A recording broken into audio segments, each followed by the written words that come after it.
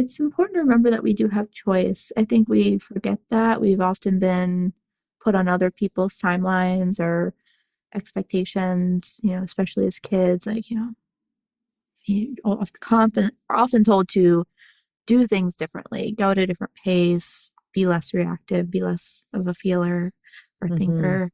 But yeah, we have choice in every single thing that we do. And I know it often doesn't feel like that. So can we start with those smaller choices that feel more accessible and that don't involve anybody else so we can get comfortable with it? Like when you're going to off on your evening walk. I've started to do that too. It's like, can I just be in the moment? Is there's enough happening inside of my mind? Right. I don't need to add anything else.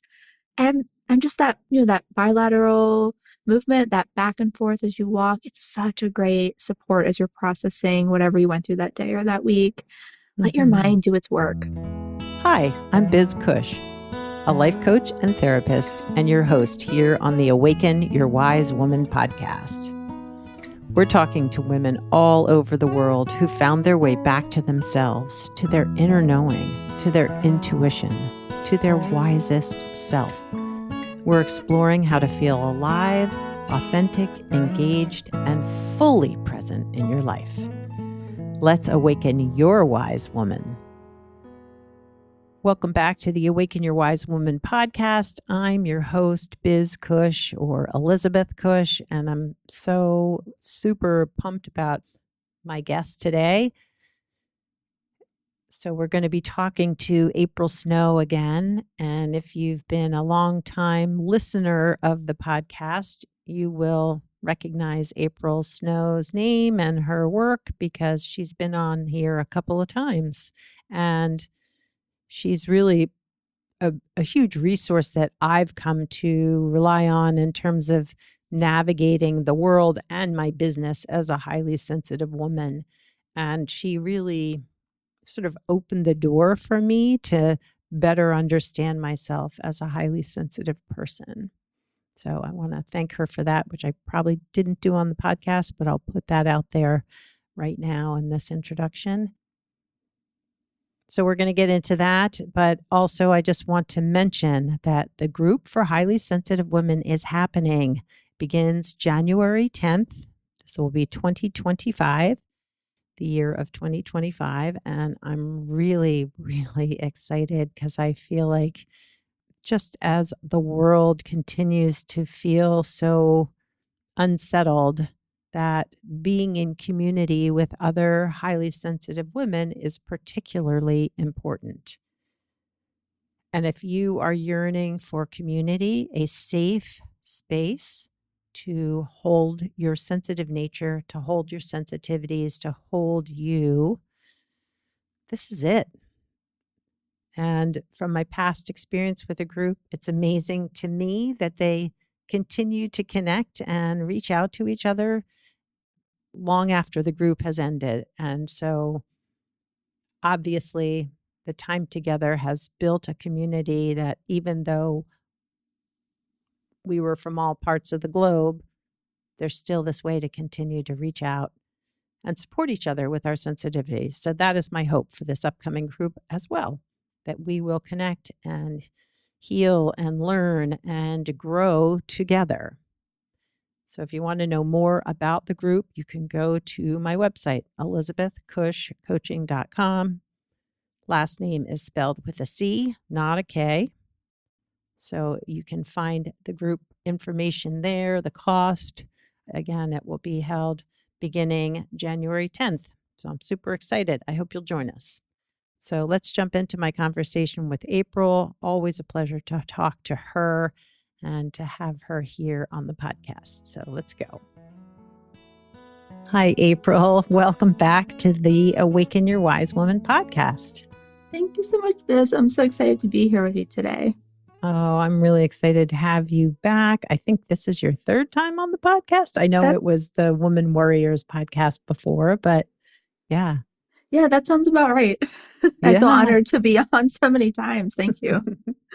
Well, it's funny because I think that at the beginning of our conversations, I was really just learning about high sensitivity And I remember talking to you in our first round and being like, wow, like this is me. And it just opened so many doors for me. So it's been such a gift to be able to continue to have our long distance relationship and get to follow you and what you've been doing. But for people who may not have heard our previous conversations or don't follow you on social media and stuff, could you share a little bit about yourself? Absolutely. Yes. So I am a therapist, an author, a podcast host. I'm located in the San Francisco Bay Area, and I specialize in supporting HSPs in everything that I do. And my goal is really to help HSPs understand that that guilt, that overwhelm that we often feel on a daily basis is not permanent. We can actually make shifts in our lives and how we take care of ourselves to uncover the positive aspects of being a sensitive person. You know, the intuition, the empathy, the creativity, and the perception, all of it is hiding underneath of that. So that really motivates me and drives all the work that I do with HSPs. Mm, yeah, because I feel like the guilt can just be the driving force of all we do if that's not sort of taken care of and allowed to be put aside or at least healed. Yeah. Yeah, yeah. Mhm. Yeah, it's Yeah. true. I mean, we're such empathetic people, which is lovely, but we often then feel guilty or selfish for even considering our own needs, let alone diving into them. Yeah. Yeah. Yeah. Well, it's amazing how often for me that the guilt or the part of me that just wants everybody else to be happy still Yeah. jumps in and can take over, and it's a continuing journey, but Mhm. maybe share a little bit about like when did you know you were highly sensitive? Yeah, I officially knew when I was in graduate school, becoming a Mm. therapist. So not it's been a little over a decade now, so not that long. But Mhm. and I was out to lunch with a classmate and they had asked me if I had heard of Dr. Aaron's work, Dr. Elaine Aaron's work around sensitivity and her book, The Highly Sensitive Person, and I had not. You know, as you know, we don't often learn about that in school. Yeah. And even a lot of folks in therapist circles haven't been introduced to the research. So I was like, wait, this is me. And it really, I say like it was that missing puzzle piece, right? Everything started to click together. And then I started looking back. 'Cause I was thinking about this. I don't think I've heard a lot of HSP say, you know, that I was called too sensitive. I don't remember that particular phrasing, but I do remember being more impacted by sound and really savoring those meaningful moments like around the holidays or with my grandparents. And I was always the first one to notice the little details. And being 2 years old and not wanting to go to preschool because my socks weren't right. Oh, I remember those days. Yes. And just being a more emotional person in general. So I definitely could see the signs of sensitivity throughout, but not knowing that, oh, this is a trait with these collection of characteristics that I was born with. I had no idea until I was in my, I guess, early 30s, which I honestly I'm grateful for because I've come across folks who haven't heard about it until their 50s, 60s, 70s even. Yeah, Right, you that's me. included. Yeah, Yeah, yeah, exactly. yeah. Um, and still figuring it out, honestly. Hmm. Well, it's funny, I think, because for me, Elaine Aron's work really wasn't even a thing until much late in my lifetime. And I can very much relate to you, like sort of looking back on, like, I'm not sure I was told I was too sensitive, but I always felt like sort of I was the problem, right? That Yes. my socks didn't feel right or that wool sweater, there was no way I could tolerate wearing something scratchy on my skin but sound too. Yeah, being highly attuned to sounds. I was thinking too, like, well, and like having like one best friend, like that being Yes. really important, Mhm. that there was this one person I knew I could connect with, throughout my life in and out. But how do you see knowing now what you Mhm. know about your sensitivity, how has it impacted your life as you've come through and learned more about it, but also when you were a kid, how was that Mhm. affecting you? I think the biggest piece is something you just named, which is knowing I don't have to change myself for so Mm, many years. So it's interesting. My family's kind of split. Some of the folks are really talkative and social and kind of over the top, and the others are really quiet and more reserved. But I remember thinking, like, I've got to change. I have to be more outgoing and go with the flow and, not be so particular. And that inner dialogue has really softened quite a bit. mm, It's a lot mhm. easier to say, oh, this is what I need. And it's okay if you need something different, but I need to slow down. I need more introspection time. I need notice if someone else is going to be joining us for an event. When I was expecting to have some one on one meaningful time together, Yeah. those are things that I need a little bit of space to process and get ready for. Mm, There's just more of an acceptance of who I am naturally instead of trying to constantly fit myself into a box that someone else expects me to be. It's like, no, I'm different and that's okay. And actually, this has taken a long time to get to, but I bring a lot to the table as a sensitive person. yeah. Even just saying that, I'm like, oh, I'm still getting used to that. But that's the journey I'm on. It's just letting myself be who I am. hmm Yeah. Yeah. Well, and I feel like that sort of acknowledgement or even sort of becoming more aligned with that, like, yeah, I bring stuff too, right? Really important Yeah. things to relationships, conversation, but the world in general. Yeah. Yeah, Well, and I feel like, exactly. yeah. And I feel like the more we can, as sensitive people, the more of our energies that are allowed to shine, like I do feel like that just, I don't know, just ripples outward and is really important, especially kind of now in the world where everything kind of feels like it's on fire. Yes, exactly. We really need sensitive folks who are seeing kind of what's possible, seeing the big picture, that are Mhm. you know, offering that emotional support, that empathy, seeing what we need to shift to make things better. I mean, we bring so much, and I think we often, it's unfortunate that the difficult parts of sensitivity are what's highlighted the most, or what we equate with sensitivity, Mm, whether, right, that kind of being overly emotional or kind of prickly or too slow to react. But really, if we step back and look at the big picture, it's like, well, we're the ones that are very justice minded. We're the emotional caretakers. We're really the ones that notice the little details before anyone else does, or can see a problem before it happens and prevent it. And we don't mhm. really get noticed for all of those contributions that are kind of subtle and happen behind the scenes. It's more just like, oh, you're too emotional, you're too slow, you're too reactive. We get labeled with that instead of Yeah. looking at what we really bring. Yeah. Yeah. Well, I'm in a few, including yours, a few different groups for highly sensitive people. And I think sometimes what uh, I come away with in some of the groups is like this deep sadness for how often the traits are viewed as such a burden, such a Yes. burden. And I'm grateful that that has shifted for me in my life, but I would love for that to ripple outward too, to just Yeah. be able to love those parts of you that are so empathetic, that do sort of take on emotional baggage from other people, but with compassion, right? That we're able Yeah. to hold so much. But yes, I know that sometimes that can be hard too. hmm Yeah, it's that I see that in these online communities as well, that the being more sensitive is often perceived as a burden. That's the only experience a lot of people have ever known. And Mhm. a lot of times it's because we're not setting down all that we're absorbing and picking up from others. There's not that sense of relief or recovery because we need that counterbalance.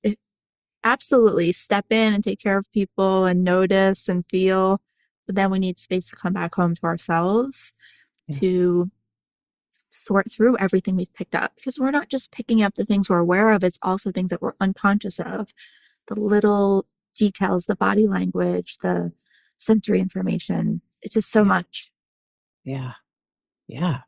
Well, and it's so much, as you said, sort of the unconscious that we're then taking away and maybe processing later, but maybe it's just being held, right?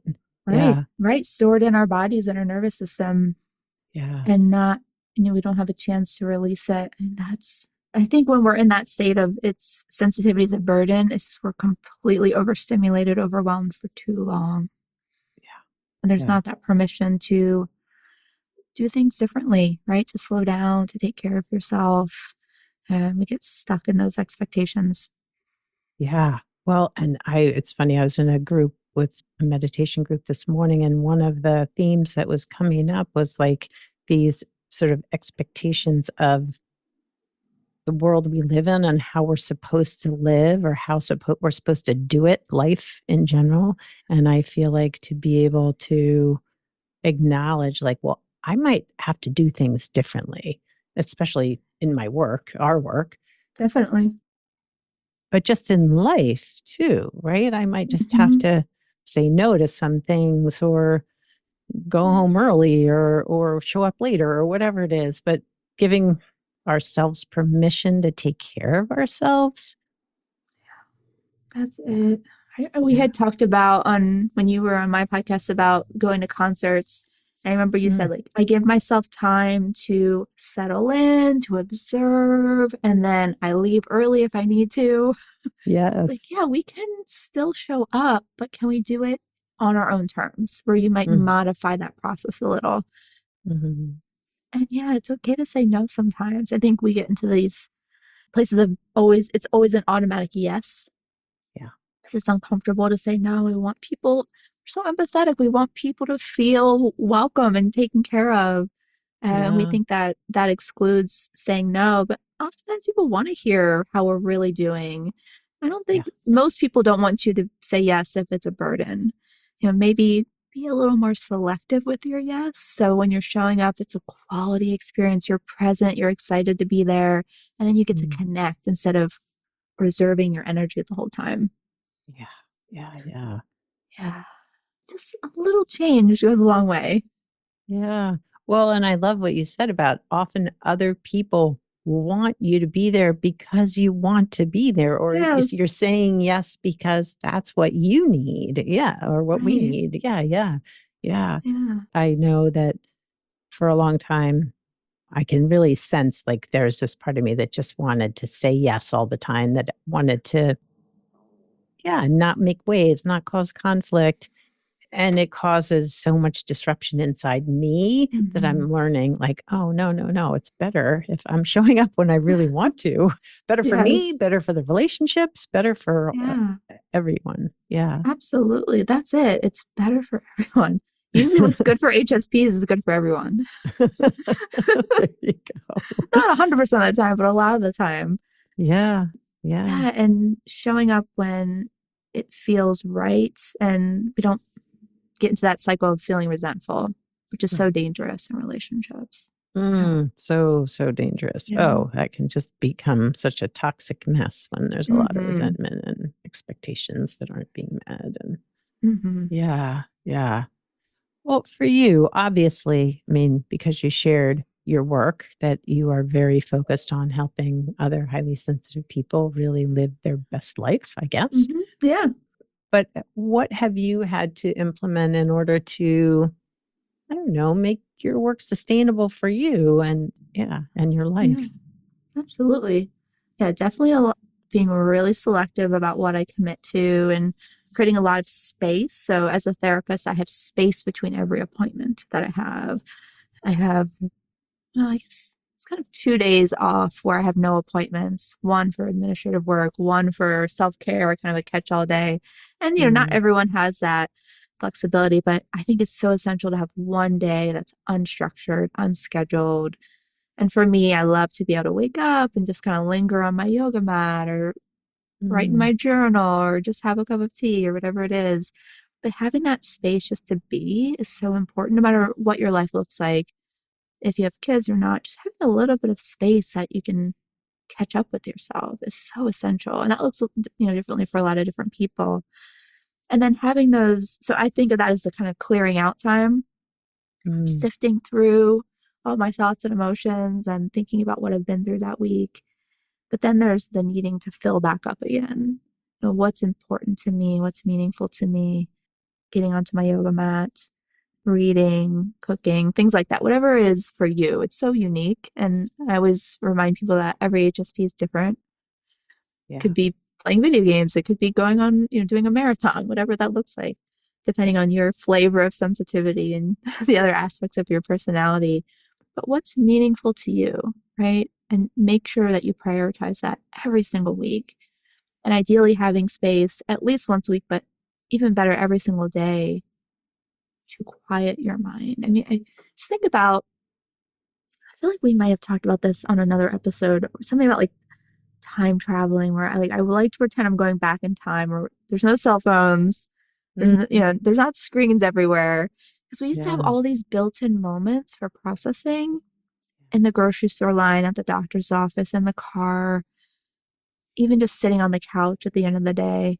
And those have all been taken away. So can we put those back in Mm, where we just have time to think and be with ourselves? I think those are two pieces that I'm just kind of generally speaking that are critical: space and meaning, if I could yeah. really summarize it. And lots of different things fit into those categories for me, but those are two that I really prioritize. And then just remind myself why those are essential for me as a sensitive person, as a deep processor, a deep feeler. Those are the lifeline for me. Yeah. Yeah. Yeah. Yeah. Well, that's such a great point about missing those natural moments Yeah. before cell phones and streaming. And like there was just space where we didn't have headphones in or Yeah. weren't listening or paying attention to something else. Yeah, space just to be where we're untethered. I just think Yeah. about everything we do now. We're listening to a podcast, we're listening to music. We have maybe two screens on sometimes. Your big screen, your little screen. There's screens everywhere. And it's just as an HSP who's noticed so many subtle details, and then those subtle details will evoke emotions and memories. It's a lot happening internally. No wonder Yeah. people are chronically overstimulated and feel like this trait is a burden. So Yeah. you're holding a lot. Yeah. Yeah. I've had to remind myself recently that like I can only tolerate a certain amount of news each day.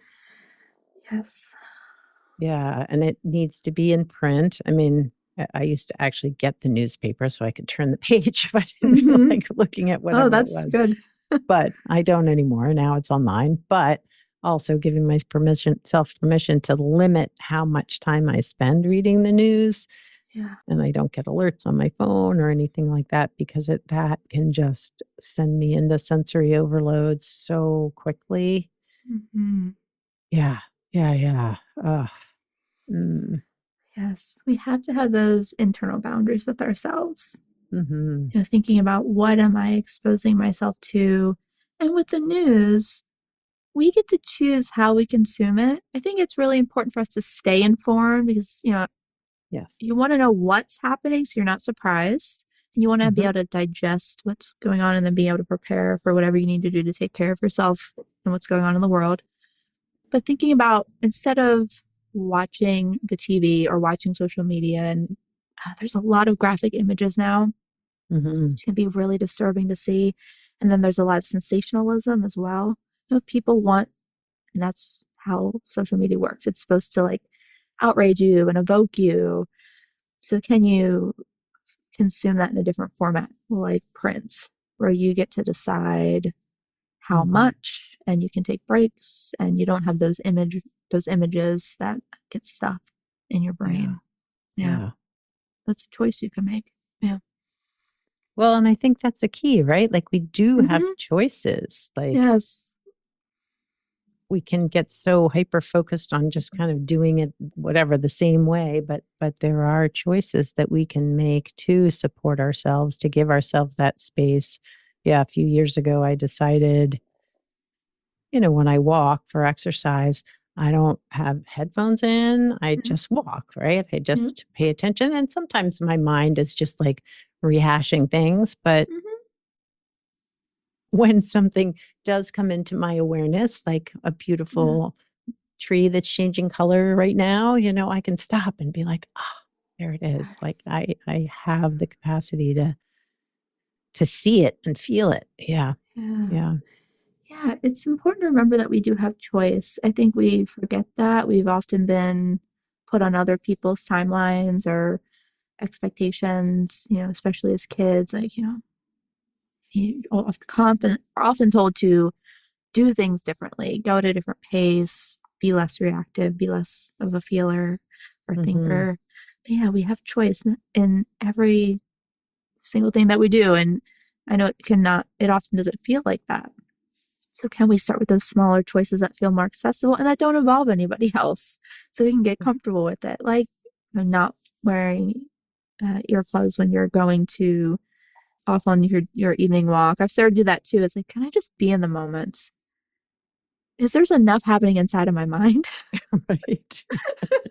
I don't need to add anything else.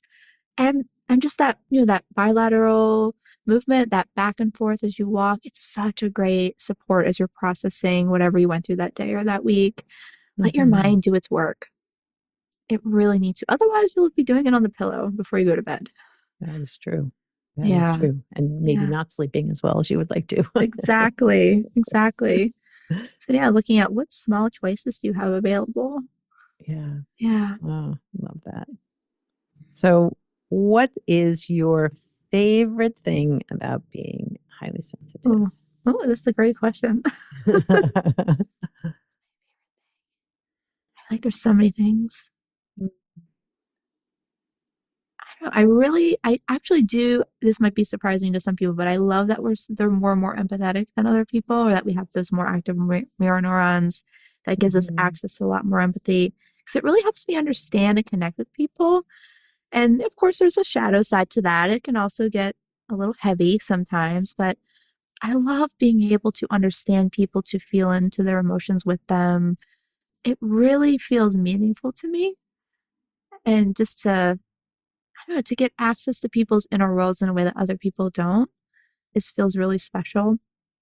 Mm. I don't know, I really love that. And then the deep feeling part, just how it shows up. I just think about like when I do my yoga practice or my meditation practice, there is this really rich inner world that I have access to that I don't see everyone else being able to step into. And not just that, that could also expand out into when I get body work done. It becomes a spiritual experience for me on the table. Yeah. And it's really profound. And so just having all that inner depth is just incredible. And yeah, every once in a while I think, would I change the fact that I'm sensitive? I was like, no way. I would Yeah. not. It would be so much. I would lose so much. Yeah. Well, you wouldn't be you. Exactly. I wouldn't be me. Right. And adds so much beauty and meaning and depth to my life that, yeah, it's pretty incredible. So yeah, I would say kind of go hand in hand. I think the empathy and the emotional depth that we get to Mm. experience. Yeah. Yeah. Well, I would imagine that your clients really feel that from you. Mhm. I mean, I'm sure your friends do too, but Sure. in your work, I am sure that, yeah, they really feel that Mm. about you, that you're Thank right there you. with them. And Yeah. It makes it, I mean, it's such a gift to be a therapist with more empathy, right? Really just being able to support your clients so deeply and wholeheartedly. Yeah, it's pretty special.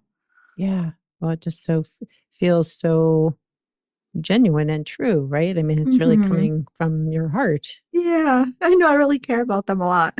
Yeah, yeah, I can Yeah. feel that. I feel that deeply.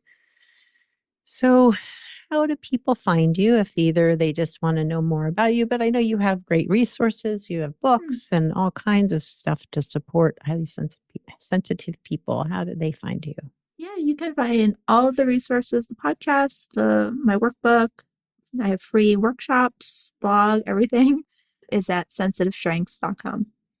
Love that. Love that. Sensitive strengths. That's us, right? Yeah, that's us. Strong and sensitive. Well, April, thank you so much for being on the podcast. I will share all the links in the show notes, but I just want to say thank you for once again coming on and spending time with us. Yes, thank you so much, Biz. This is always a joy. Thank you for having me.